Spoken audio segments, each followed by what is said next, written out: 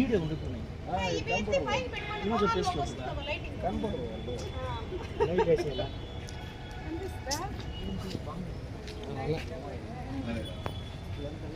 సరే లైటింగ్ ముందుకు వెళ్ళిపోదాం. ఓకే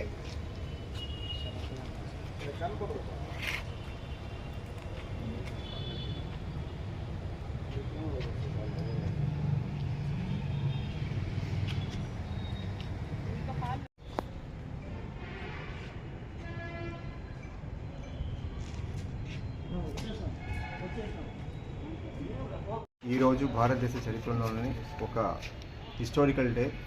మన ఇంతవరకు రాష్ట్ర విడిపోయి 12 సంవత్సరాలైనా ఇంతవరకు రాజధాని లేకుండా ఉన్నది.